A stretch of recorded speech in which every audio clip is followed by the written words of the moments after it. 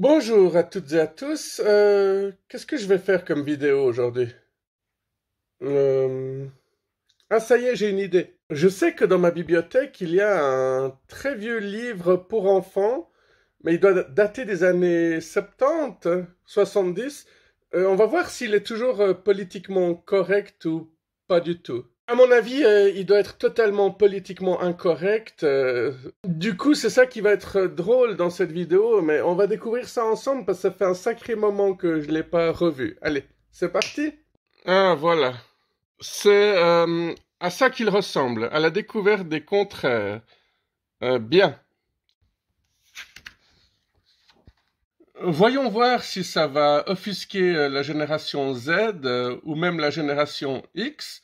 Bon, il n'y a rien qui les choque, cela. Hein. Alors ça, c'est l'image qu'on veut en donner, évidemment, parce que forcément qu'il y avait des fragiles à notre époque aussi. Hein. Certains sont toujours vivants, ils ont toujours peur de tout, mais...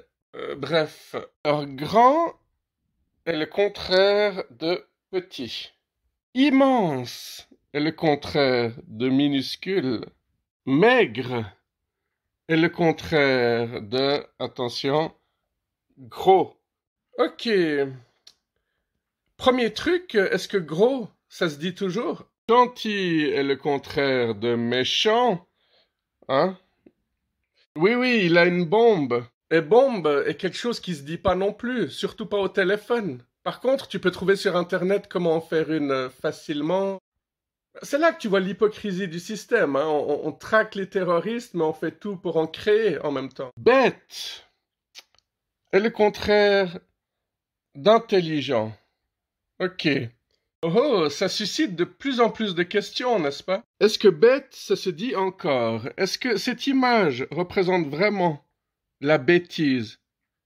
Donc lui, il a forcément l'air perdu, il a la casquette à l'envers, hein, le cliché, il a déchiré ou fait des cocottes en papier, tandis que l'intelligent est forcément vieux, ça se dit encore. Tu vois, il est très dangereux ce livre aujourd'hui. Hein. Vous vous rendez pas compte comme j'ai dû le protéger, il serait tombé entre les mains d'un jeune, il aurait déjà été brûlé, et moi avec. Attention, attention, ça se corse. Si par hasard tu es un petit maigre gentil et intelligent, cours vite si tu vois venir ton contraire, le grand gros bête et méchant. Waouh, super le message. Bon, et on apprenait ça aux enfants, hein.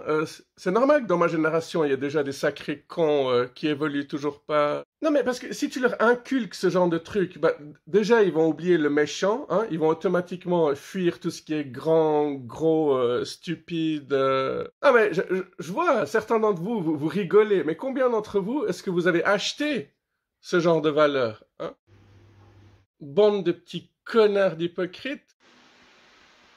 Alors, on continue. Léger est le contraire de, attention, attention, lourd. Ok. Je me demande si les auteurs sont toujours vivants. Si c'est le cas et qu'ils découvrent cette vidéo, ils vont forcément porter plainte contre moi. Et c'est ça qui me permettra de devenir célèbre, hein, forcément. Si jamais c'est une femme et un homme hein, qui ont fait ce livre ensemble, dans la paix, la joie et la bonne humeur. Enfin, c'est ce qu'ils croyaient à l'époque, en tout cas. Oh putain, vous savez pas ce que je viens de découvrir là? Le livre date des années 90 et non pas des années 70. C'est encore plus grave en fait. Dans ma tête, ce livre a toujours été extrêmement vieux. Ça se dit encore vieux? Sale est le contraire de propre. Uh-huh. Attends, je vois le truc venir là, parce que je m'en souviens pas par cœur de ce livre. Ils vont forcément dire d'autres adjectifs et puis ils vont dire si tu rencontres quelqu'un de sale, évite-le. Si en plus il est je sais pas quoi. Beau est le contraire de moche. Ah non, ils ont quand même eu la décence d'écrire laid. C'est très bien. Mais qui c'est qui le trouve beau, lui? Franchement. Mesdames? Mesdemoiselles? Ah mais ça se dit plus, mesdemoiselles. Il y en a sûrement qui le trouvent beau, lui, non? Ça m'a toujours fait marrer, ces jeunes femmes qui disent la beauté, c'est pas important. Hein. Par contre, mon style de mec, c'est grand, blond, yeux bleus. Bon, lui, il est peut-être un peu petit quand même. Hein. Malade est le contraire de, attention, attention, bien portant? Oui, oui, oui, oui. Non, ce n'est pas une seringue qu'il jette, hein, mais bel et bien le thermomètre. Gai est le contraire de triste. Ça, c'est pour tous ceux qui ne savaient pas comment s'écrit gai, joyeux, hein. Non, parce qu'à force de plaisanter là-dessus, vous savez même plus comment écrire. En général, on préfère être beau, gai et bien portant, plutôt que triste, laid et malade. Ouf. Ou là, ça commence à devenir lourd quand même, hein, parce que t'es pas malade par choix, hein. La tristesse, bah, va dire à quelqu'un qui a tout perdu, mais arrête d'être triste, la vie est trop courte, bah, tant mieux, il aura envie de dire. Et puis la laideur, mais on sait que c'est subjectif, hein. Pour moi, ça a commencé déjà à l'école, hein. Je tombais toujours amoureux des seules filles dont personne ne voulait, parce qu'elles avaient toujours beaucoup plus de charme. La plus belle de la classe, en général, t'as juste envie de la baiser. N'oubliez pas que derrière chaque femme, il y a toujours un homme en train de mater son queue. Il y a des contraires qui ne font pas partie de la même paire. Oh, c'est poétique. Ah, mais on le reconnaît celui-là aussi. Alors, mais pourtant, ils vont bien ensemble, comme bête et méchant, par exemple.